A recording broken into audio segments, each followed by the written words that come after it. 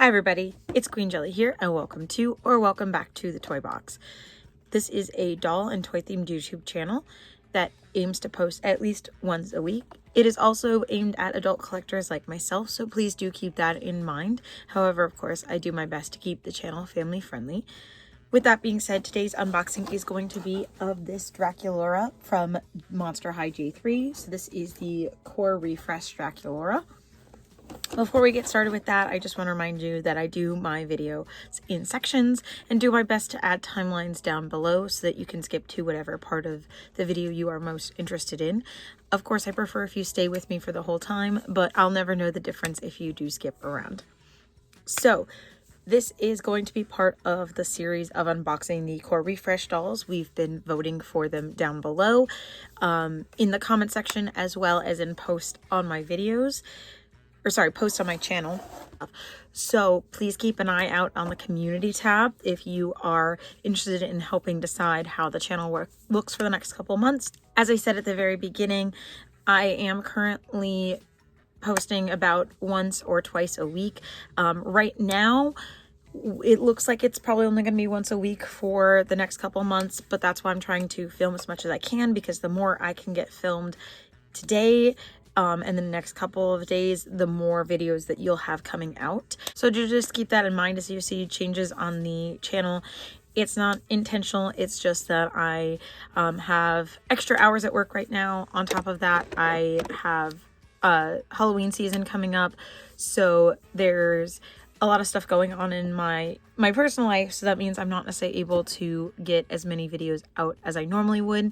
So just know if that's something that you're seeing on the channel, that is why. Again, I'm doing my best to keep that from happening, but I can't make any promises at this time. Right now, my goal is to make sure that there's at least one video for every week. So anyway, that's, I think, enough rambling for today, because I think I'm ready to go ahead and get her unboxed. Okay, so we now have Core Refresh Draculaura on the desk. This is a doll I have been very, very excited for. Also a doll that I'm surprised did not win the vote sooner, because Draculaura tends to be the fan favorite. So I'm surprised that it took this long for her to get opened, but here we are. And also, just like with the other ones that I've unboxed, I do have her core doll there so that we can take a look at them side by side to kind of see the similarities, because these are actually, even though they're very different, at the same time, they're still very similar to their original core dolls. And I've been actually kind of surprised with how similar they are. So as usual, we have our card up here, but surprisingly it's actually just Draculaura. Typically it is typically this character and then two of the other ones in the series, but this is just her by herself, because I guess, you know, again, fan favorite, so she gets her own spotlight. It does say Count Fabulous down here in the corner, pointing at our little pet here, and does actually have the little name tag. Some of them do not have that name tag there. Again, there is a little bit of box damage just because she's been hanging out with me for a while waiting to get opened. I'm worried that it did mess up her hat a little bit, but if it did, that is totally on me and not on Mattel. On this side here, we have her icons, which again are the ones from her original doll. And then here on the back, we have, again, just Draculaura. That is so odd. So here on Frankie, there they all are back there. But then here on Claudine, it's just Claudine. So this is the style more like how they would typically do like a new character. So like when Venus got introduced or something like that, they get this kind of separate window with just them on it. But I think even in those, they had the other characters behind them. So that's really interesting that these two got this box variant where they are just them on it. Yeah, Claudine has just them on the front, but Frankie has the same way that the other ones that I have had, that have them and then two others on the front and then the others behind them. That is so very interesting. I literally didn't notice that until this moment. Here on the back with this beautiful artwork that I wish was not slightly crushed. It says Draculaura, monster type, wicked cute vampire, monsters must have, bat pack, and spooky spell book, monster pet Count Fabulous, and then has Count Fabulous sitting there on her shoulder, and she's holding this bag in her hands. And then this side just says Monster High. And then, of course, there is the barcode, which, like I said in my other videos, I'm just going to show you because that's part of what I usually show. But you probably don't need it at this point. These have been around for quite a while now. We will go ahead and open her now.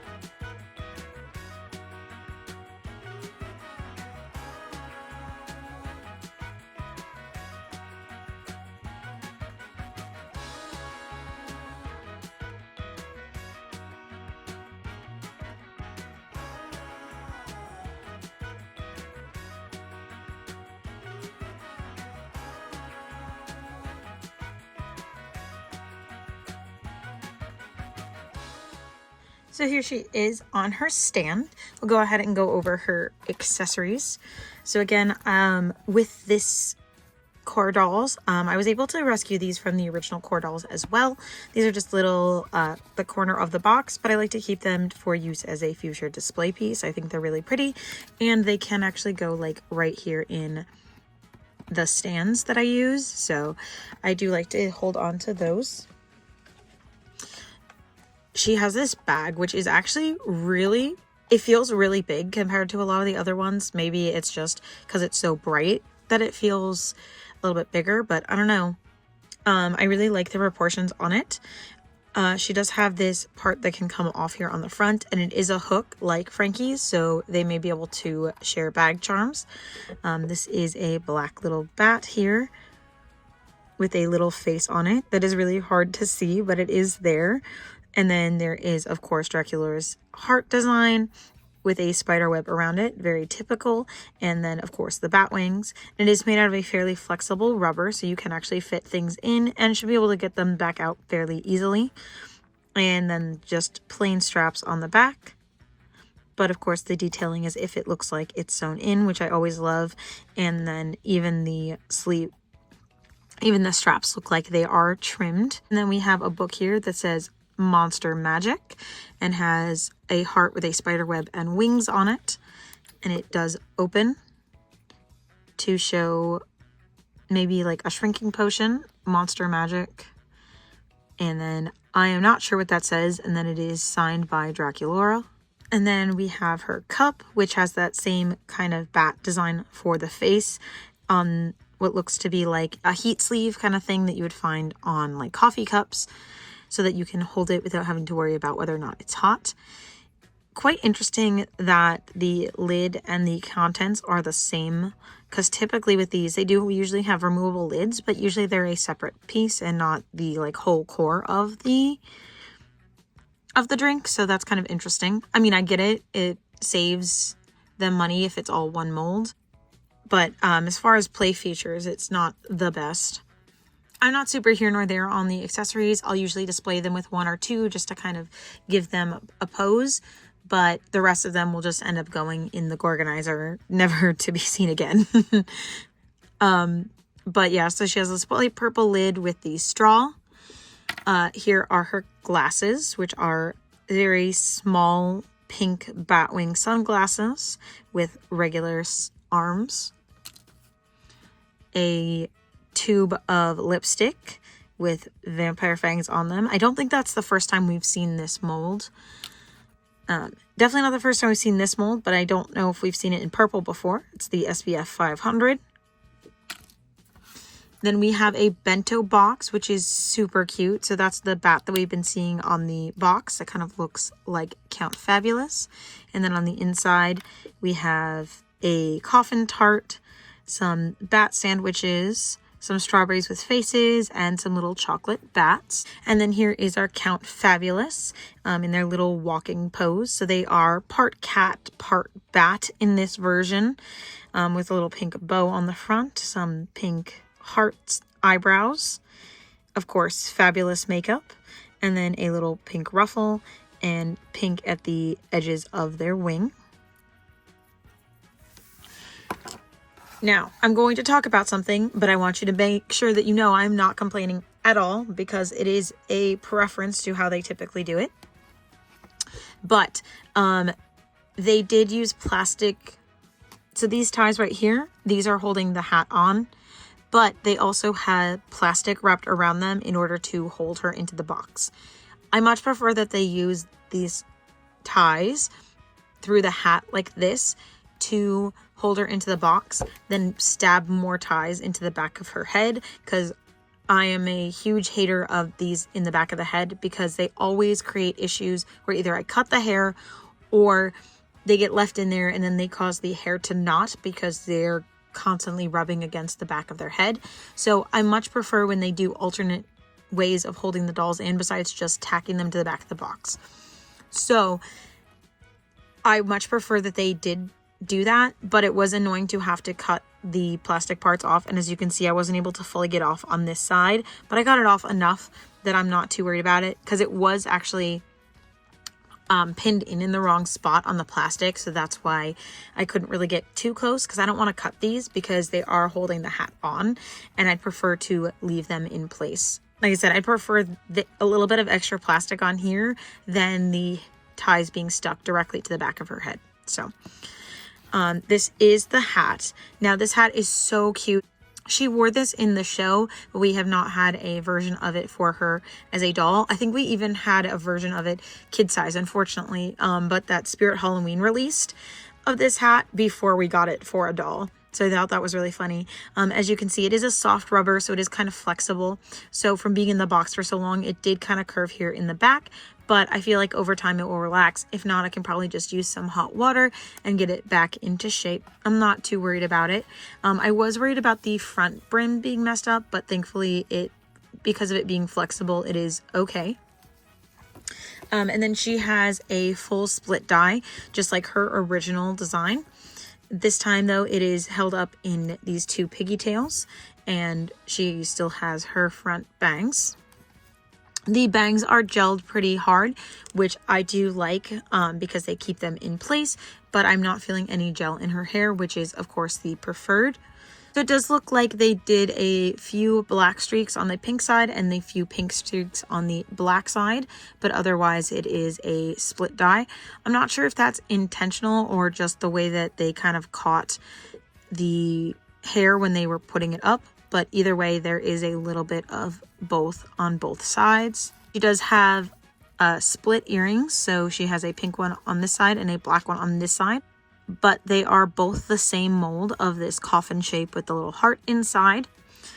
She has a little white Peter Pan collar with a pink heart in the center, and the Peter Pan collar is kind of made out of bat wings. It is a separate piece from the top, which this top is a black long sleeve that are puffy with a pleather top attached to it. It does all Velcro in the back, and it is all one big piece.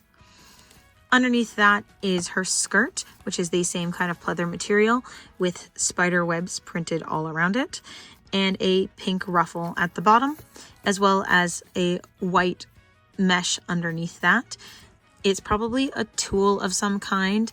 It does look like, though, that they should have hemmed it or fired the edges, because this looks like it's going to fray quite easily. I don't know if that's across the board or if mine just has a default or a defect where it did not get hemmed properly. Or like I said, typically they kind of melt the edges to keep them from fraying, but these look quite loose, so I would be worried about touching that too much. And then she does have on these mesh tights, which we will look and see are full tights. So they go all the way up to her waist as well as all the way down to the toes.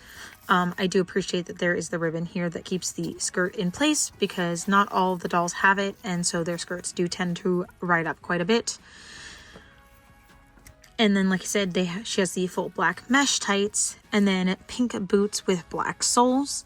There is a heart design here that is white, as well as some black bat wings, and then some not painted details across the toes and around the heels. And then the zipper is painted on the front. Just looks like some swirls and hearts in the boots designs. And then on the bottom of her shoes are actually hearts with the spiders in them, which is actually kind of a break in the line so far. So all the other ones that I've unboxed have had their skeletts on the bottom of their shoes, so I expected to see that on hers too. So that's kind of interesting to see that on the bottom, like I said, and kind of break the convention of the other dolls. So I'll be curious to see what Claudine has on the bottom, because that's the only pair I haven't seen the bottom of. For Cleo, Frankie, and Laguna, they all have their original skeletts on them. All right, so now we're going to go ahead and look at her with her original core release. Okay, can't fit this further. So as I had said in the other videos I've done on the core dolls, is I feel like they really took to heart, they kind of took the original design as it was and kind of, I think, updated it based on things that they've learned, both from feedback from fans as well as just from styling these dolls for 2 years at that time. But they still have very similar vibes. So they still have the same kind of split cut. Instead of the headband, we have the hat, which again was part of the original concept for her anyway. And then we still have split dyed earrings, but this time we have coffins as the original had bats. Still have a big collar, but this one has a big separate collar piece where she has a small necklace that is easy to lose. They both have a puffy sleeve element. She has the pink puff sleeves that is a separate piece from this part of the top, whereas this is all one piece with the black puff sleeves. And then she actually has a skirt, whereas the original Draculaura had a pair of shorts with this extended top over it to kind of give the flare effect instead. And then the new Draculaura has full tights, where the original Draculaura only had tights that went up to about her knees. And then the original Draculaura had pink high heels, where the new one has pink high-heeled boots. So there is a little bit of a difference there. I would say that the biggest change has been the shoe style on all of them. And then we'll show you really quick the comparison of the backpacks. So she has a heart-shaped bag with black bat wings on it, as opposed to this big, just backpack-shaped bag with bat wings on it. I do like this charm, but I would say overall I probably preferred this backpack just because I prefer the heart shape to the shape of the heart on it, if that makes sense. With it actually being shaped like a heart as opposed to just having a heart design printed on top. And then the Toucan Fabulous. So there is the walking one and there is the sitting one. So that was my review and comparison for the G3 Core Refresh Draculaura. As always, a super fabulous addition to the collection. More black and pink. Like, what can you say? You can't go wrong with her. So thank you so much for watching. I do hope you enjoyed this short review. Please don't forget to like, comment, and subscribe. And we'll see you very soon in the next one with some more Monster High content. Bye.